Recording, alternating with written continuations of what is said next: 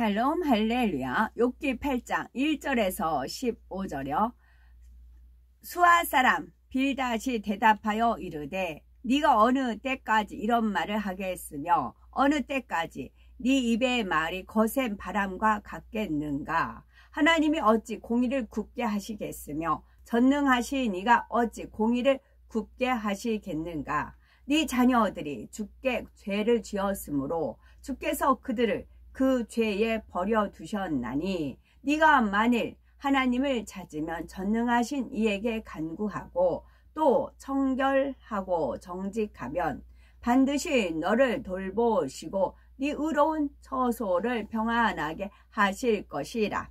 네 시작은 미약하였으나 네 나중은 심히 장대하리라. 정하건대 너는 옛시대 사람에게 물으며 조상들이 더득한 일을 배울지어다. 우리는 어제부터 있었을 뿐이라. 우리는 아는 것이 없으며 세상에 있는 날이 그림자와 같으니라. 그들이 네게 가르쳐 이르지 아니하겠느냐. 그 마음에서 나오는 말을 하지 아니하겠느냐. 왕골이 짐벌 아는 데서 크게 자라겠으며 갈대가 물 없는 데서 크게 자라겠느냐. 이런 것은 새순이 돋아 아직 뜯을 때가 되기 전에 다른 풀보다 일찍이 마르느니라. 하나님을 잊어버리는 자의 길은 다 이와 같고 저속한 자의 희망은 무너지리니 그가 믿는 것이 끊어지고 그가 의지하는 것이 거미줄 같은즉 그 집을 의지할지라도 집이 서지 못하고 굳게 붙잡아 주어도 집이 보존되지 못하리라. 욥기 강의 17번째 원인과 결과입니다. 욥의 두 번째 친구 빌닷이 욥에게 권면하는 말을 살펴보면서 하나님께서 우리에게 원하시는 뜻이 무엇인지 말씀드리겠습니다. 첫째, 광풍과 같은 말. 수아 사람 빌닷이 대답하여 가로되 네가 어느 때까지 이런 말을 하겠으며 어느 때까지 네 입의 말이 광풍과 같겠는가. 욥기 8장 1절.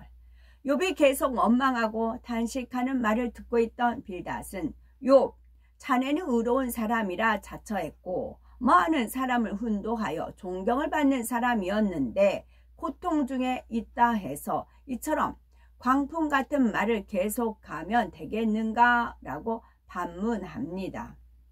광풍이란 미친 듯이 사납게 휘몰아치는 거센 바람을 말합니다. 저쪽 전시가 광풍이죠. 태풍이 몰아치면 나무가 뽑히고 집이 무너지기도 하며 폐가 파손되고 산사태가 나서 사람이 죽는 등 많은 피해를 입게 됩니다. 그런데 신앙인이라 하면서 말씀 안에 살아가지 못하고 욥과 같이 비진리의 말을 하고 있다면 하나님은 그 말을 광풍과 같다고 말씀하십니다. 상대의 마음을 아프게 하거나 찌르는 말, 원망과 탄식, 저주의 말이 바로 광풍에 해당이 됩니다. 태풍이 우리에게 아무런 유익을 주지 못하는 것과 마찬가지로 광풍과 같은 말은 상대방이나 자신에게 아무 유익이 없습니다. 특히 조직에 머리 되는 사람들은 말을 주의해야 합니다. 머리 된 사람이 말을 어떻게 하느냐에 따라 상대에게 믿음과 소망을 심어줄 수도 있고 반대로 상대를 실족시키거나 은혜를 빼앗아 갈 수도 있기 때문입니다. 또한 배의 작은 키가 향방을 결정하듯 사람이 그 혀를 잘못 사용할 때 그리스도의 몸된 교회 전체가 어려움을 당하는 경우도 있습니다. 가령 오해되는 말, 이간하는 말로 성도들 안에 화평이 깨어짐은 물론 하나님의 영광을 가릴 수도 있습니다. 이처럼 말 한마디가 엄청난 결과를 초래할 수 있음을 깨달아 항상 선의 말, 사랑의 말, 진리의 말로 혀를 다스려야 하겠습니다. 두 번째, 공의로우신 하나님. 하나님이 어찌 심판을 굽게 하시겠으며 네 자녀들이 죽게 득죄하였으므로 주께서 그들을 그 죄에 붙이셨나니. 욥기 8장 3절. 하나님은 심판을 틀리게 하거나 공의를 어그러뜨리지 않으십니다. 오직 심은 대로 거두게 하시고 행한 대로 갚아주시는 분이시지요. 우리에게 임하는 축복이든 시험이든 이유 없는 것은 한 가지도 없습니다. 욥의 친구들은 평소 욥의 자녀들이 욥과는 달리 의롭지 못하다는 사실을 알고 있었지요. 그래서 빌닷은 욥에게 하나님께서 네 자녀들을 죗값으로 데려간 것인데 어찌하여 하나님을 원망하느냐 라고 말하는 것입니다. 욥은 자녀들이 잘못한 것을 그대로 두면 자녀들에게 무슨 재앙이라도 임할까봐 자녀들을 대신하여 번제를 드려주곤 했지요. 이처럼 욥은 평소에 하나님을 두려워했고 따라서 번제를 드릴 때도 마음이 편치 않았지요. 그러나 항상 기도하며 최선을 다해서 계명을 지키며 하나님을 사랑하는 사람은 하나님이 함께 하시며 지켜주심으로 두려워할 까닭이 없습니다. 만일 그런 사람에게 어려움과 시험이 왔다면 더 큰 믿음의 성장이나 큰 축복을 주시기 위함이니 기뻐하여 예비하신 축복을 받을 것입니다. 하지만 하나님을 사랑한다 하면서 빛 가운데 살지 못한 것이 있다면 시험, 환난을 통해서 철저히 회개하고 변화되어야 하지요. 성경을 보면 하나님의 공의를 알려주시는 말씀이 많이 있습니다. 질병에 관한 공의에 대해서는 출애굽기 15장 26절. 너희가 너희 하나님 나 여호와의 말을 청종하고 나의 보기에 의를 행하며 내 계명에 귀를 기울이며 내 모든 규례를 지키면 내가 애굽 사람에게 내린 모든 질병의 하나도 너희에게 내리지 아니하리니 나는 너희를 치료하는 여호와임이니라 말씀하셨지요. 그래서 예수님께서는 38년 된 병자를 치료해 주신 후에 그를 성전에서 다시 만났을 때 보라 네가 나았으니 더 심한 것이 생기지 않게 다시는 죄를 범치 말라 말씀하셨습니다. 질병의 원인이 죄에 있음을 분명히 알려주신 것이지요. 질병뿐만 아니라 여러 가지 어려운 문제나 형통치 못한 일, 시험 환난의 원인은 바로 나 자신에게 있음을 알아야 합니다. 하나님께서는 원수 마귀도 다 주관하시기에 우리가 진리 안에 살아간다면 원수 마귀로부터 지킴받고 형통한 삶을 살아갈 수가 있는 것입니다. 욥기 8장 5절에 네가 만일 하나님을 부지런히 구하며 전능하신 이에게 빌고 또 정결하게 정직하며 7절 네 시작은 미약하였으나 네 나중은 심히 장대하리라. 이제라도 하나님께 부지런히 구하며 전능하신 이에게 잘못을 회개하고 마음을 정결케 하면 하나님께서 돌아보시고 회복시켜 주신다는 것입니다. 빌닷의 권면과 같이 욥은 먼저 하나님, 그동안 제 마음에 악이 있어서 광풍처럼 말을 쏟아냈는데 이런 악한 말들을 용서해 주세요 하면서 잘못을 회개하고 용서를 구해야 합니다. 그런데 이렇게 죄를 입술로만 고백하고 끝나면 아무 소용이 없습니다.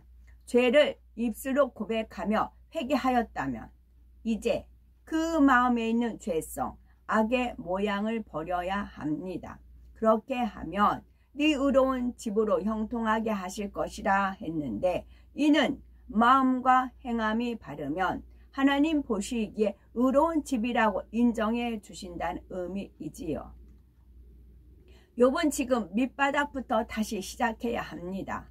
자녀도 재물도 없으니 처음부터 하나하나 다시 쌓아 올라가야 하지요. 먼저는 광풍같이 쏟아냈던 말들을 회개하고 돌이켜 마음을 청결하게 하며 하나님께 긍휼을 구하면 하나님께서는 다시 형통케 해 주실 수가 있습니다. 아무리 시작이 미약해도 하나님께서 역사하시면 순식간에도 창대해질 수가 있는 것입니다. 우리의 가정, 일터, 사업터도 마찬가지죠. 무엇보다도 먼저는 믿음이 필요합니다. 믿음이 아니면 회개할 수가 없고 돌이킬 수도 없으며 마음이 청결해질 수도 없습니다. 우리가 기도하면서 하나님 말씀대로 지켜 행해 나가면 하늘로부터 영적인 믿음이 오는데 처음에는 겨자씨만한 작은 믿음에서 시작하여 점점 성장해 나갑니다. 겨자씨가 싹이 트고 자라서 큰 나무가 되면은 많은 새가 깃들이듯이 우리의 믿음의 분량이 커지면 하나님께서는 이 믿음대로 역사해 주십니다. 뿐만 아니라 영혼이 잘 되어 가는 만큼 하나님께서 가정, 일터, 사업터 등 범사에 형통하고 강건한 축복을 받게 해 주시는 것이지요. 그러니 중요한 것은 진리 안에 바로 서는 것이요. 중요한 것은 하나님과 친밀한 관계를 이루는 것입니다.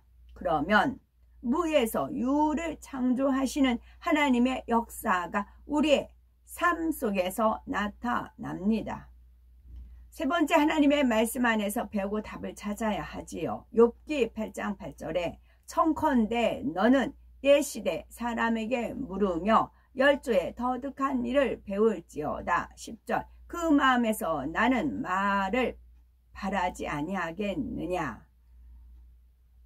빌닷은 욥에게 자신만 옳다 하지 말고 성경에 나오는 선진들에게서 배우라고 간곡히 권면합니다. 우리는 어제부터 있었을 뿐이라 한 것은 욥이나 친구들은 이 땅에 살아온 삶이 불과 몇십 년에 지나지 않음을 뜻하지요. 이처럼 인생의 연륜이 짧으니 견문도 지식도 부족하고 세상 이치 어둡다는 것입니다.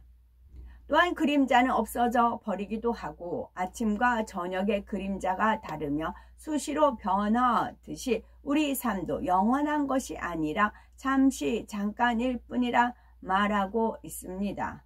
그러니 자신이 가진 지식만을 옳다 주장하지 말고 겸손한 자세로 수천 년을 거슬러 내려온 선진들의 지식을 배우고 우리의 잘못된 점을 깨닫자는 것이지요.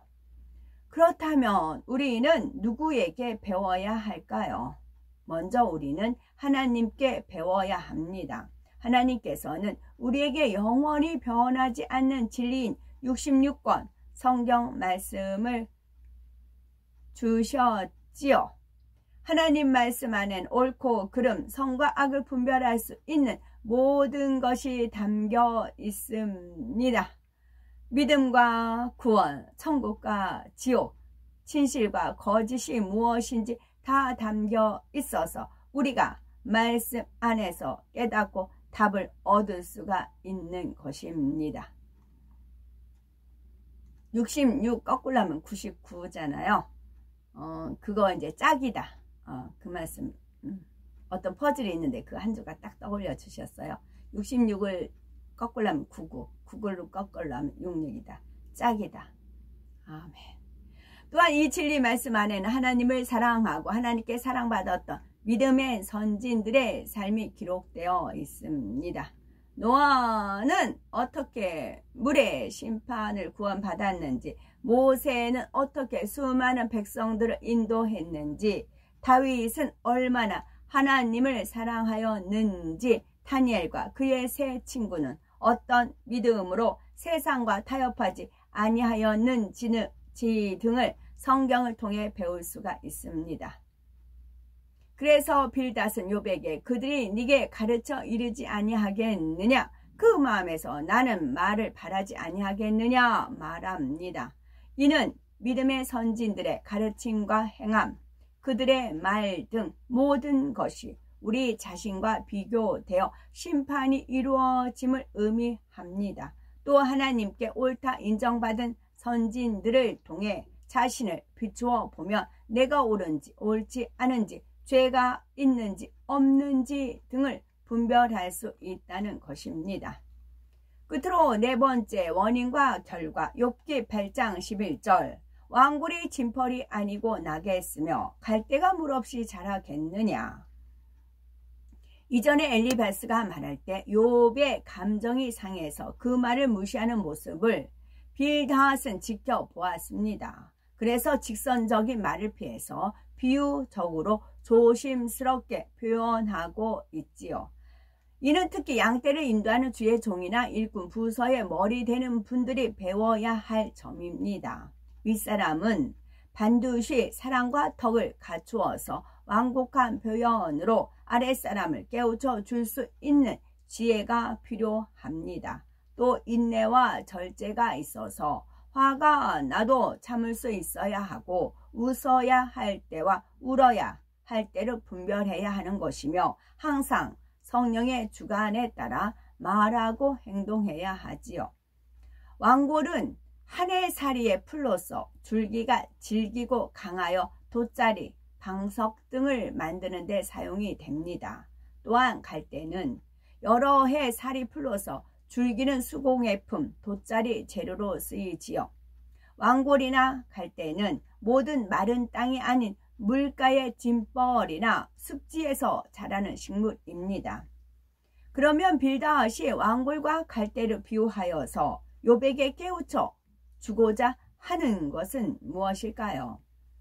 왕골이나 갈대는 반드시 물이 있어야 자라는 것처럼 욥에게서 나온 광풍 같은 말은 그 마음에 원인이 있다는 것입니다. 마태복음 15장 18절에 입에서 나오는 것들은 마음에서 나오나니 이것이야말로 사람을 더럽게 하느니라 말씀하신 것처럼 욥의 마음에 악이 있으므로 그처럼 악한 말들이 나왔음을 깨우쳐 주는 것이지요. 빌닷이 욥에게 정작 하고 싶었던 말은, 여복의 친구, 자네 입에서 광풍 같은 말이 나올 수 있는 것은 자네가 하나님을 경외하지도 않고 하나님을 두려워하지 않기 때문이 아닌가. 자네가 건강할 때는 자식들의 번제도 드려주고 하나님을 두려움으로 섬기지 않았는가. 그런데 이제 고통이 찾아오니 하나님에 대한 경외함도 사라졌고 결국 자네의 마음이 악하기에 광풍과 같은 말을 계속 쏟아내고 있는 것이네 라는 의미입니다. 아멘.